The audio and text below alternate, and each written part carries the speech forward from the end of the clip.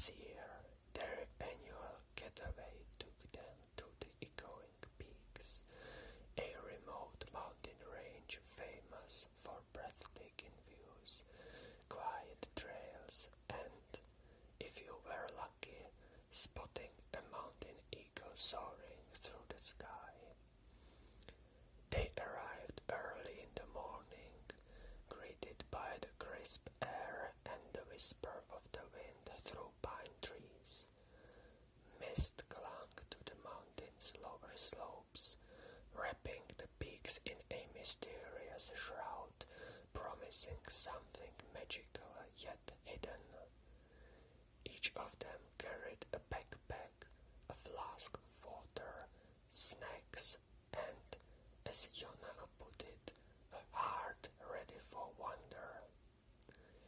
As they started their ascent, sunlight began to filter through the clouds, casting doubled belts of light on the trail.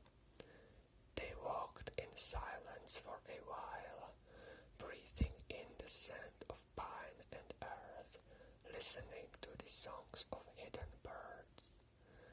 When the trail opened onto a ridge, they paused, struck by the scene stretching before them, layer upon layer of forested slopes, and, beyond, the snow-capped tips of the echoing peaks glistening in the distance.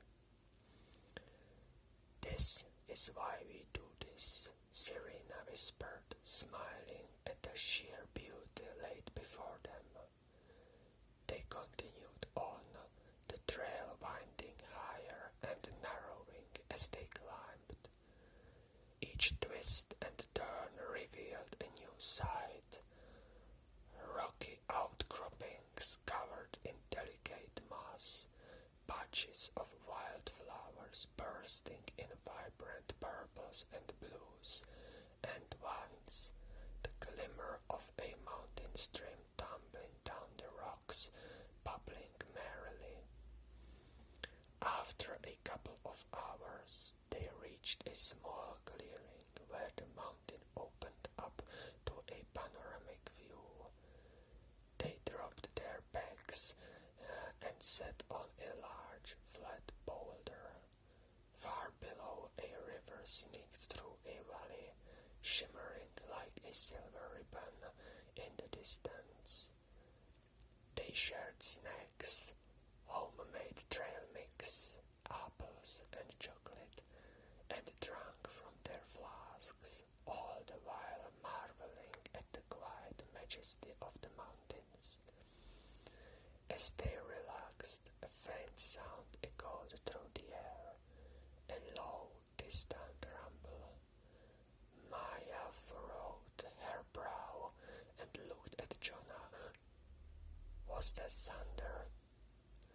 "No clouds," Jonah replied, scanning the sky, but the sound repeated, a rhythmic low boom like a heartbeat.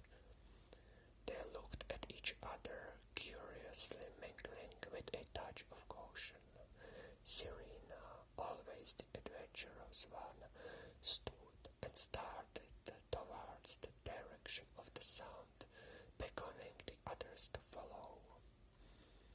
The trail led them through a thick stand of pine trees and then down a narrow, winding path that hugged the side of a cliff. As they rounded a bend, the sound grew louder, reverberating in their chests. Finally, the path widened, opening onto a hidden valley nested between the peaks. And there it was, the source of the sound. A waterfall, white and powerful, cascaded from a cliff high above, plunging into a crystal-clear pool below. Mist rose from the water, catching the sunlight and scattering rainbows into the air. The booming they had heard was the sound of water crashing against rock, filling the valley with its primal music. music. Wow, even breathed. How did we not know this was here? Maya pulled out her camera, snapping photos, but she could hardly capture the wild beauty of the place. They walked closer, feeling the cool spray on their faces, laughing like children as the mist soaked them.